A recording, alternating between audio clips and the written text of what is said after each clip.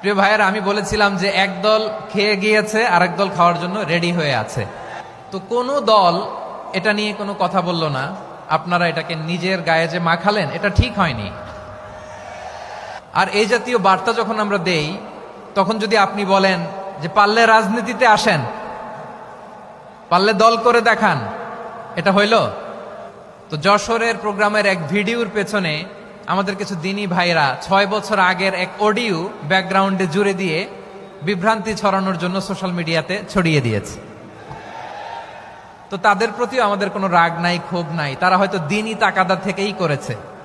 বিশাল মাঠ, আমি তো বাংলাদেশের অলমোস্ট অধিকাংশ জেলায় গিয়েছি। এই এমসি কলেজের ময়দানের মতো মাঠ আমার চোখে আর পড়ে নাই বাংলাদেশ।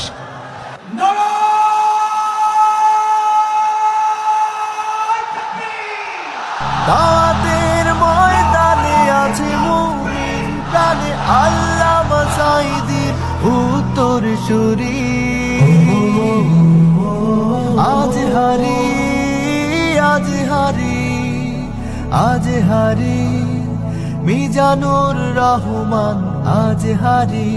সিলেটের আলিয়া মাদ্রাসার যে ময়দান, সেখানে দীর্ঘ 33 বছর 34 বছর সরাসরি কোরআন থেকে তাফসির করে আপনাদেরকে শুনিয়েছেন এই ভূখণ্ডের তাফসির জগতের কিংবদন্তি শহীদ মরহুম আল্লামা দেলোয়ার হোসেন সাঈদী রাহিমাহুল্লাহ। আমরা আমাদের আল্লামার জন্য দোয়া করি, আল্লাহ তাআলা মরহুম আল্লামা দেলোয়ার হোসেন সাঈদী রাহিমাহুল্লাহর জীবনের সকল খেদমাগুলোকে আল্লাহ তাআলা কবুল করে নিক। ওনার কবরটাকে আল্লাহ তাআলা কোরআনের নূর দিয়ে মোনাওয়ার করে দিক। আমি আরো সৌভাগ্যবান যে আমি অত্যন্ত নগণ্য ক্ষুদ্র একজন কোরআনের ছাত্র হয়ে কোরআন থেকে যা বুঝেছি, এই কথাগুলো যখন দেশ থেকে দেশান্তরে যেখানেই যাই শোনাবার জন্য লক্ষ লক্ষ দিনী ভাইরা সেখানে উপস্থিত হয়, আলহামদুলিল্লাহ। এবং যারা আসতে পারেন না, এরকম কোটি কোটি বনি আদম পরবর্তীতে সোশ্যাল মিডিয়ার কল্যাণে তারা কথাগুলো শোনেন, আলহামদুলিল্লাহ। আবার এমনও অনেক আছে যারা আমাদেরকে পছন্দ করেন না, তারাও ডায়েরি খাতা কলম নিয়ে, মোবাইল নিয়ে, ল্যাপটপ খুলে আমাদের আলোচনা শোনেন। আমি তাদেরকেও ভালোবাসি, কারণ আমার স্লোগান হচ্ছে হেরে যাবে ওদের হিংসা, ষড়যন্ত্র, জিতে যাবে আমাদের ভালোবাসা। যারা আমাদের বিরোধিতা করে, আমাদের ব্যাপারে ঘৃণা ছড়ায়, তাদের জন্য আমাদের বুক ভরা দরদ আর ভালোবাসা আছে না নাই?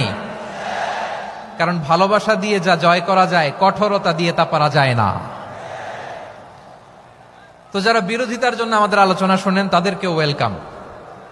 যারা আমাদের আলোচনা আউট অফ কনটেক্সট নিয়ে এক জায়গার মাথা আর এক জায়গার লেজ জুড়ে দেন, তাদেরকে ওয়েলকাম।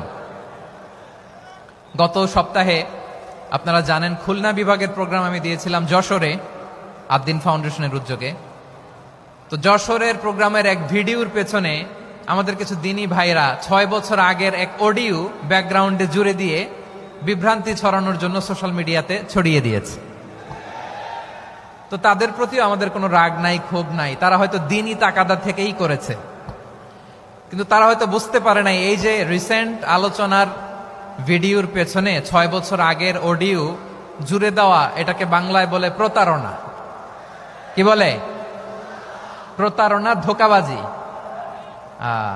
এখনকার আলোচনার ভিডিও আর ব্যাকগ্রাউন্ডে এডিট করে লাগিয়েছে 6 বছর আগের অডিও। এটারে প্রতারণা বলে, ধোঁকাবাজি বলে। আর বিশ্বনবী বলেন, মান গশানা ফালাইসা মিন্না, the person who deceives us he is not among us. যে আমাদেরকে ধোঁকা দেয়, সে আমাদের অন্তর্ভুক্ত নয়। তো বিশ্বনবীর এই হাদিস তারা মনে রাখে না। তো এই জন্য শুধু বিশ্বনবীর প্রতি সাল্লাল্লাহু আলাইহি ওয়াসাল্লামের প্রতি সেরেফ ভালোবাসা আপনাকে বাঁচাতে পারবে না যদি বিশ্বনবীর আদর্শ আপনি গ্রহণ না করেন। তার জলজান্ত প্রমাণ, আবু তালেব বিশ্বনবীকে অনেক ভালোবেসেছেন আলাইহিস সালাতু ওয়াসসালাম। পলিটিক্যাল শেল্টার, ফিনান্সিয়াল শেল্টার, সব ধরনের শেল্টার তিনি দিয়েছেন, কিন্তু বিশ্বনবীর আদর্শ মানেন নাই। মুক্তি মিলবে? হ্যাঁ, আওয়াজ করে বলেন, আবু তালেবের কি মুক্তি মিলবে? তাহলে সেরেফ ভালোবাসা আপনাকে বাঁচাতে পারবে। ভালোবাসার পাশাপাশি বিশ্বনবীর আদর্শকে মেনে নেওয়ার দরকার আছে না নাই?